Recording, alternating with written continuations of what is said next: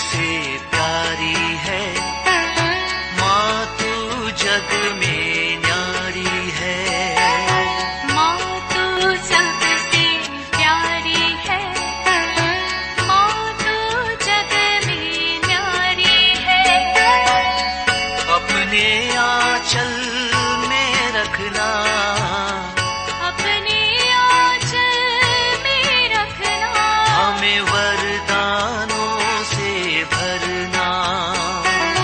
माँ तू सबसे प्यारी है, माँ तू जग में न्यारी है। माँ तू सबसे प्यारी है, माँ तू जग में न्यारी है। पिता, पुत्र और पवित्र आत्मा के नाम पर आमीन। आप सबों को जय यीशु। कुछ समय पहले एक कहानी मुझे पढ़ने के लिए मिला। एक कठोर स्वभाव वाला एक व्यक्ति के विषय में। वो अपने आसपास पड़ोसियों के साथ भी हमेशा थोड़ा हठधर्मी स्वभाव दिखाने वाला, किसी के सामने हंसते नहीं, एकदम क्रूर स्वभाव वाला। पड़ोसी लोग भी उनसे परेशान हैं, क्योंकि उनको जो इनके जमीन से होते हुए एक रास्ता है उसको भी उसने बंद कर दिया। इसलिए वे लोग इस व्यक्ति के कारण बहुत परेशान हैं। रास्ता चलने के लिए भी दूर कहीं से घूम करके जाना पड़ रहा है, क्योंकि इसने रास्ता ब्लॉक किया। इनके जमीन से, इनके वहां से चलने नहीं दे रहा था। उसी प्रकार किसी को बिजली का कनेक्शन लेना था, इनके जमीन से लेने के लिए नहीं देने वाला व्यक्ति, सबों के साथ बहुत स्ट्रिक्टली बात करने वाला ऐसा व्यक्ति एक दिन अपने पड़ोसी से इसी रास्ते के विषय में झगड़ा कर करके आए। और पत्नी ने बोला, कम से कम उनको चलने के लिए तो दे दो। वो थोड़ा सा दयालु स्त्री है। इस बात पर उस पत्नी को उसने मारा। क्रोध हो करके वो सोने के लिए गया। इसके बाद वो देखते हैं, सुबह उनकी पत्नी कॉफी बना करके आया, बेड कॉफी, अपने पति को बुला रहा है, लेकिन वो हिल नहीं रहा है। पति जागते हुए उनका कहना, वो आवाज दे रहा है लेकिन पत्नी नहीं सुन रहे। पत्नी से हाथ बढ़ा करके कॉफी लेना चाह रहे हैं, लेकिन उनका हाथ नहीं उठ पा रहा है। पत्नी हिला हिला करके उन्हें बुला रहे, क्या हो गया, ये क्या हो गया बोलकर। नहीं, कुछ नहीं हुआ, मुझे थोड़ा बैठने दो, मुझे थोड़ा उठा लो। ये क्या क्या बोला, लेकिन पत्नी कुछ भी नहीं सुन रही है। पत्नी चीखने चिल्लाने लगी। बच्चे दौड़ करके आए, वे लोग रोने लगे, पापा को ये क्या हो गया। रोना सुन करके पड़ोसी दौड़ करके आए, जिनके रास्ता बंद कर करके, हमारे यहां से नहीं जाना बोल करके जो रास्ता बंद किया, वही पड़ोसी सबसे पहले दौड़ करके आया। वो आकर के पूछने लगे, भाई साहब को क्या हो गया। तो पत्नी रो करके बोल रहे, देखो हिल नहीं रहा है, कुछ बोल नहीं रहा है, ये चिल्ला रहा है, मुझे कुछ नहीं हुआ, मुझे कुछ नहीं हुआ, मैं ठीक ठाक हूं। लेकिन इनकी कहना कोई नहीं सुन रहा है। कोई और पड़ोसी आए, उन्होंने कहा, कल भी मेरे से बात किया था, कितना अच्छा था, लेकिन ये आज क्या हो गया अचानक। उन्होंने एम्बुलेंस बुलाने के विषय में बोला। वो स्वयं एम्बुलेंस बुला रहा है। ये बिस्तर में पड़े पड़े बोल रहा है, मुझे कुछ नहीं हुआ, एम्बुलेंस मत बुलाओ। तो ये देख करके अन्य किसी और व्यक्ति ने बोला, ये कब हुआ, कब मर गया। ये सुनकर के ये आदमी चिल्ला रहे, मैं मरा नहीं, मैं जीवित हूं, मुझे थोड़ा सा उठा लो। मैं उठ नहीं पा रहा है, मैं चाय कॉफी हाथ में नहीं ले पा रहा है। पत्नी रो रही है, बच्चे रो रहा है, मुझे छोड़ करके गए बोल करके पत्नी चिल्ला रहे हैं। ये बार बार बोल रहे हैं मुझे कुछ नहीं हुआ, मुझे कुछ नहीं हुआ, मुझे थोड़ा सा उठा लो, मैं हाथ नहीं हिला पा रहा है, मैं शरीर नहीं हिला पा रहा है। एम्बुलेंस आए, इन्हें उठा करके लेकर के गया।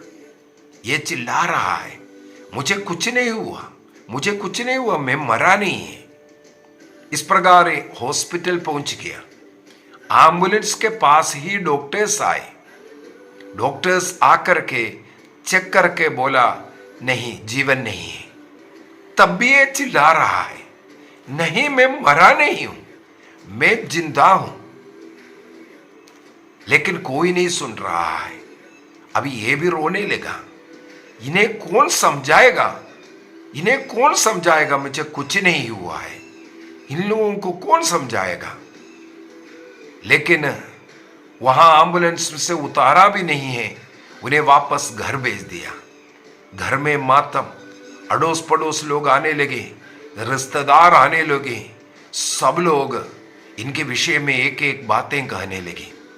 कोई लोग अच्छी बातें कर रहा है, ये सब सुन करके फिर से चिल्ला रहा है मुझे कुछ नहीं हुआ, मैं मरा नहीं हूं। और उनके दफन विधि की बात करने लगे।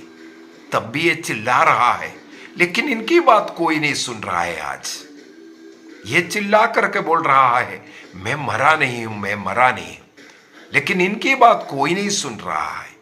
सब एक दूसरे से सुन रहा है।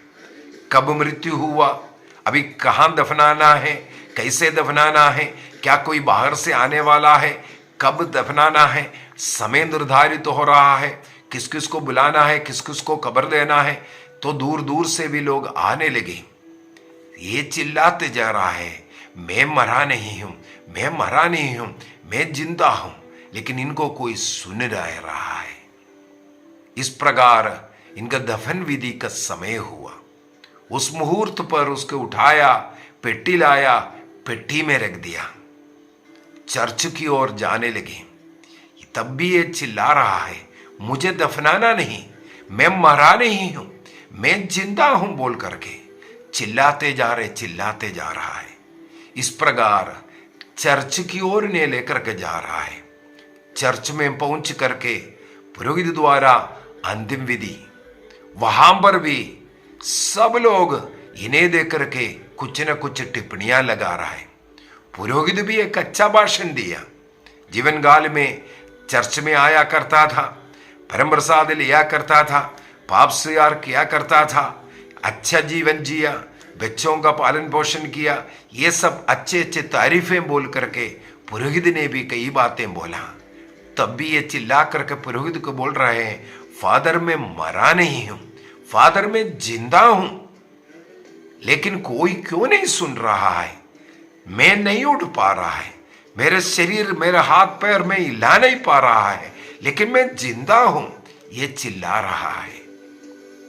आखिरी में कहानी ऐसा खत्म होता है, पत्नी आकर के इन्हें फिर से हिलाया। इसके बाद पत्नी ने उसे पूछा क्या हो गया आपको, आपका शरीर में पूरा पसीना पसीना क्यों हुआ, आप उठिए कॉफी पी लीजिए। तब उसको होश आया। वो देखा घर में जिस बिस्तर में पड़ा था उसी बिस्तर में था। अब तक उसने जो कुछ देखा वो सब एक स्वप्न ही था, मात्र स्वप्न। उनका मृत्यु का, पत्नी पहले कॉफी लाने का, पड़ोसी लोग आने का, अच्छी बातें करने का, या उनके पिछले जीवन के विषय में कई बातें बोलने का, हॉस्पिटल ले जाने का, ये सब उनका स्वप्न में दिखाया। अब सचमुच में पत्नी आकर के इन्हें जगा करके पूछा क्या हुआ, पसीना पसीना क्यों हुआ, क्यों घबराया हुआ है, क्या हो गया था आपको। उसने उठा, कॉफी नहीं लिया, उठ करके बाहर निकला। सबसे पहले जाकर के जो रास्ता पड़ोसी के लिए बंद किया था उसको तोड़ डाला। इसके बाद पड़ोसी को बुला करके कहते हैं रास्ता यही है आपका, यहीं से जाना। इसके बाद अगले पड़ोसी को बुलाया जिनके लिए बिजली का जो तार खींचने के लिए मना किया था। उन्हें कहा आज ही जाओ, आपके लिए जो बिजली जो हमारे रास्ते से लेना है, हमारे जमीन से लेना है, ले लीजिए। इस प्रकार जिस जिसके साथ मनमुटाव था, बातचीत नहीं था, जल्दी जल्दी जाकर के बातें करने लगी। वापस घर आया तो पत्नी ने फिर से पूछा, आपको ये क्या हुआ अचानक? तब इसने कहा, मृत्यु एक सत्य है। मृत्यु आने पर हम कुछ नहीं कर सकता। मैं आज अनुभव किया, मैं जिंदा हूं बोल करके चिल्ला रहा हूं। आपके हाथ से मैं एक कप चाय लेने का कोशिश कर रहा हूं, लेकिन मेरा शरीर नहीं हिल रहा था। हमारे ये शक्ति, हमारे ये बुद्धि, हमारे जो कुछ कृपाएं, आशीषें हमें मिला है, इस संसार में जीवित रहते वक्त उसको उपयोग करने के लिए, चाहे किसी भी संसाधन हमें मिला है, हमारे घर में जो कुछ भी है, धन हो, नौकरी हो, कुछ भी हो, ये सब इस संसार में रहते वक्त दोस्तों को, अन्य लोगों को बचाने के लिए, दोस्ती बढ़ाने के लिए, प्रेम में रहने के लिए होना चाहिए। मैंने आज तक नफरत का जीवन जिया, लेकिन आज मुझे पता चला मृत्यु एक सत्य है, वो कभी भी हो सकता है।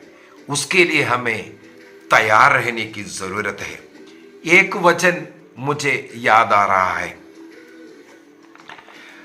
प्रकाशना ग्रंथ उसके अध्याय 14 वाक्य 13 में, रेवलेशन चैप्टर 14 वर्स 13, वहां पर लिखा है, मैंने स्वर्ग में किसी को अपने से यह कहते हुए सुना, लिखो, धन्य है वे मृतक जो प्रभु में विश्वास करते हुए मरते हैं। फिर से मैं पढ़ूंगा, रेवलेशन प्रकाशना ग्रंथ अध्याय 14 का वाक्य 13, वहां पर स्वर्ग से वाणी सुनाई दिया, धन्य है वे मृतक, जो मरा हुआ व्यक्ति धन्य है, जो प्रभु में विश्वास करते हुए मरते हैं। अर्थात जीवन काल में जो प्रभु में जीवन जिया था, ईश्वर में जीवन जिया था, प्रभु के संगति में, प्रभु के वचन के अनुसार एक विश्वासी जीवन जिया था, उन मृतकों को कहते हैं धन्य है वे। इसके बाद कहता है, अब से वे अपने परिश्रम के बाद विश्राम करें। इस संसार में उसने परिश्रम किया, इसके बाद वो विश्राम करे। किसके लिए? क्योंकि उनके सत्कर्म उनके साथ जाते हैं। इस संसार में जीते रहते वक्त जितने अच्छे कर्म किया, जितने अच्छी बात किया, जितने अच्छे दोस्तों को लिया, जितने अच्छे पड़ोसियों का निर्माण किया, जितने अच्छे समुदाय का, परिवार का, कलीसिया का निर्माण किया, वो हम अपने साथ लेकर मृत अवस्था में जाएंगे, ये बाइबल सिखाते हैं। इसका मतलब है हमें अगर जीने के लिए 4 दिन मिला है, प्रभु में जीना है, प्रभु में विश्वास करते हुए जीना है। इसलिए ईसा मसीह ने योहन का सुसमाचार उसके अध्याय 11 वाक्य 25 में प्रभु ने कहा, John chapter 11 verse 25, Isa Masih ने कहा, पुनरुत्थान और जीवन में हूं, जो मुझ में विश्वास करता है वह मरने पर भी जीवित रहेगा। जो मुझ में विश्वास करता है वह मरने पर भी जीवित रहेगा। उनके उस सत्कर्म, उन्होंने जो जीवन काल में जितना दोस्तों को बनाया, अपने साथ काम करने वालों को कितने आपने बनाए रखा, आप जितने लोगों को सहायता, मदद कर सकता था, मदद कर आपने जितने लोगों को बनाए रखा है, जितने लोगों को पाप से आपने बचाया, अच्छा उपदेश दे करके आपने उन्हें सत्मार्ग पर लेकर के गया। जीवित रहते वक्त आप जितने लोगों के आत्माओं को बचाया, ये सब कार्य आपका इस संसार में रहते वक्त आपने किया, वो आपको जीवित रखेगा। आपको जीवित रखने वाली बातें आपका इस संसार में रहते वक्त, मसीह में रहते वक्त कितने अच्छाइयां किया, वो आपको जिंदा रखेगा। इसलिए बोलते हैं विश्वास करते हुए जीने वाला मरने पर भी वो जीवित रहेगा। इसके बाद क्या कहते हैं, वाक्य 26, और जो मुझ में विश्वास करते हुए जीता है वह कभी नहीं मरेगा। क्या तुम इस बात पर विश्वास करते हो? हमें इस ईसा मसीह के इस वचन पर विश्वास करना है। प्रभु यही इसलिए कहते हैं इस संसार में रहते वक्त हमें ईश्वर में रहना है। अगला पल, अगले घड़ी क्या होने वाला है हमें नहीं मालूम। कई लोग सोचते हैं हम बुढ़ापे में जाकर के मरेंगे। आज कोई गारंटी नहीं है। विशेषकर इन कोरोना के समय के बाद हम लोग देखते हैं चलते फिरते लोग गिरते हैं, बोलते हैं हार्ट अटैक हुआ। कितने युवक लोग चलते फिरते काम करते करते खत्म हुआ, बोलते हैं हार्ट अटैक हुआ। चाहे बच्चे हो चाहे बड़े हो, किसी का भी गारंटी नहीं है। एक गारंटी प्रभु ने दिया, जीने के लिए अगर 4 दिन मिला है, अच्छे जीवन जियो। पाप के जिंदगी छोड़ करके मसीह में, ईसा मसीह में अच्छे जीवन जियो, विश्वास का जीवन जियो, अन्य लोगों के साथ मेल मिलाप का जीवन जियो। इस स्वप्न में जिस भाई ने स्वप्न देखा, उसका मृत्यु का स्वप्न उसके जीवन को बदल डाला। उसको पता चला पत्नी के साथ रात्रि में लेटा था, लेकिन सुबह पत्नी उड़ गई, लेकिन पति नहीं उड़ पा रहा है। पत्नी चाय बना करके आ रहे हैं, लेकिन उसको हाथ बढ़ा करके लेने के लिए वो सक्षम नहीं है। हमारी जिंदगी यही है। मुझे ऐसे अनेकों लोगों के बारे में मालूम है जो मृत्यु अचानक आ गया। हम लोग वैसे प्रार्थना करते हैं, पारिवारिक प्रार्थना एवं धर्म शिक्षा ग्रंथ के अंदर, जो शाम की विंदी के अंदर भी ये हम लोग प्रार्थना कर रहा है, ऐसे एकदम अचानक मृत्यु हमारे जीवन में ना आवे बोल करके। लेकिन अनेकों लोगों को अचानक मृत्यु आता है। इसलिए हमें एक सतर्कता बरताने की जरूरत है। जब जीवित रह रहा है, तैयार रहो, तैयार रहो। कभी भी हमारा मृत्यु हो सकता है। क्या हम मरने के लिए हमेशा तैयार रहता है कि नहीं, ये भी देखने की जरूरत है। उपदेशक ग्रंथ के अंदर इसलिए उपदेशक लिखते हैं, उपदेशक ग्रंथ उसके अध्याय 12 वाक्य 1 से 7 तक 7 बातें हमें बोल करके दे रहा है। केवल 7 वचनों में 7 ऐसे अवसरों के विषय में हमें बोल करके दे रहा है। इससे पहले या उस समय से पहले, उस समय से पहले, ये बोल करके। ये सबसे पहला वचन है, अपनी जवानी के दिनों में अपने सृष्टिकर्ता को याद करो करके। जवानी के दिन का मतलब है आज आप जो कार्य कर सकता है, आज आप चल करके चर्च जा सकता है, आज घर में बैठ करके प्रार्थना कर सकता है। जब आप आज बैठ करके प्रार्थना कर सकता है, करिए। कल हो सकता है आप बैठने लायक ना हो, कल हो सकता है आप याद नहीं कर पा रहे प्रार्थना। कोई गारंटी नहीं है कल मैं यहां बैठ करके आपके लिए क्लास ले पाऊंगा। हम आज मौका है, आज हमें ये करना है। मृत्यु हरेक के जीवन में एक सत्य बात है। कब आना है? प्रभु ने कहा जैसे चोर आता है उसी प्रकार। चोर किस घड़ी में आएगा कोई नहीं जानता है। उसी प्रकार हमें भी सतर्क रहने की जरूरत है, तैयार रहने की जरूरत है। तो उपदेशक कहते हैं इसलिए अपने जवानी में जवानी का मतलब मैंने बोला जब हम कर सकता है, जो कार्य करना चाहिए वो कार्य करना, और उस समय पर अपने सृष्टिकर्ता को याद कर लो।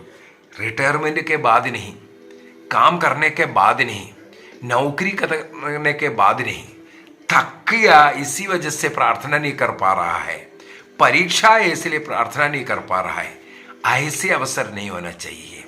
सबसे पहले प्रार्थना, सबसे पहले प्रभु, बाकी कार्य बाद में। ऐसे जब आप सोच सकता है, उस जवानी के समय पर प्रभु को याद करो। इसके बाद कहते हैं बुरे दिनों के आने से पहले कर लो। आपके जीवन में बुरे दिन कब आ रहा है? कौन हार्ट अटैक में हो रहा है, कौन पैरालाइज हो रहा है, किसका ब्रेन हेमरेज होने वाला है, किसका क्या होने वाला, किसको क्या मालूम। कोई इनविटेशन लेटर देकर के नहीं आने वाला। इसलिए आज हम जवानी में हैं, आज हम कर सकता है प्रभु के साथ, आज हम चल करके चर्च जा सकता है, आज हम पाप स्वीकार कर सकता है, आज हम प्रार्थना कर सकता है। आज का यो कार्य आज करना है, कल करूंगा ये सोच करके प्रभु को मत त्यागो। इसलिए उपदेशक कहते हैं अपनी जवानी के दिन में अपने सृष्टिकर्ता को याद करो। अभी जाता हूं वाक्य 7वें, एक एक इस प्रकार सुंदर है। 7वां वचन में बोलते हैं उस समय से पहले जब मिट्टी मिट्टी में मिल जाए, जहां आत्मा, वो आत्मा जहां से आए वहां लौट जाए, इससे पहले अपनी जवानी में सृष्टिकर्ता को याद करो। इसका मतलब इस मिट्टी में जब हम बैठ सकता है, चल सकता है, उस समय पर हम अपने सृष्टिकर्ता को याद करो। उस समय से पहले जब ये शरीर, ये मिट्टी मिट्टी में मिल जाए जहां से वो आई है, और जो हमारी आत्मा, जो हमारे जीवन है, वो वहां लौट जाए जहां से आए, अर्थात ईश्वर के पास लौटने के पूर्व में अपने सृष्टिकर्ता को याद करो। निर्णय करना है हमें। मृत्यु हमारा कब है हमें नहीं मालूम, लेकिन मृत्यु एक सत्य है, एक सत्य है। इसके लिए हमें हमेशा तैयार रहना है। यदि एक दिन हमें मिला है, उस दिन के लिए प्रभु को धन्यवाद दीजिए। आज जो कार्य हमें करना है उसको कर करके पूरा करना है। प्रभु के साथ रहना है, प्रभु में जीना है। जो व्यक्ति प्रभु में रहता है वो सदा जीवित रहता है। आइए आंखें बंद करें, निर्णय करें। यदि जिस व्यक्ति ने इस प्रकार स्वप्न देखा, उनका मृत्यु का स्वप्न देखने वाला, उस स्वप्न के बाद उसने अपने जीवन में बदलाव लाया, आज हमें बदलाव लाना है। यदि किसी से मनमुटाव है, निर्णय कीजिए, सबों के साथ मेल मिलाप करेंगे, घर में शांति लाएंगे, प्यार लाएंगे, एक दूसरे के साथ मेल मिलाप में रहेंगे, एक दूसरे का सेवा करेंगे। निर्णय कीजिए, कल हो सकता है ये मौका हमें ना मिले। जिसको हमें सेवा करना है, जिसका हमें सेवा करना है, उनका सेवा आज ही करेंगे। निर्णय कीजिए, जिनसे जाकर के मेल मिलाप करना है, क्षमा मांगना है, आज ही हम मांगेंगे, क्योंकि मृत्यु निश्चय है, वो एक सत्य है, वो कभी भी आ सकता है। हमें हर दिन उसके लिए तैयार रहना है। धन्यवाद दीजिए प्रभु को, धन्यवाद दीजिए हमारे जीवन के लिए। आज तक के समय पर जितने भी आशीषें प्रभु ने हमें दिया, धन्यवाद दीजिए। हर दिन प्रभु का गुणगान गाएंगे, परिवार में रोज पारिवारिक प्रार्थना करेंगे, यदि संभव है तो रोज मिस्सा बलिदान में जाएंगे, महीने में कम से कम एक बार पाप स्वीकार करेंगे। एक निर्णय कीजिए, एक निर्णय कीजिए। इस प्रकार सत्य का, ईमानदारी का, पवित्रता का जीवन जिएंगे। जवानी के दिन में प्रभु को याद करेंगे। पिता, पुत्र और पवित्र आत्मा के नाम पर आमीन। आप सबों को जय यीशु।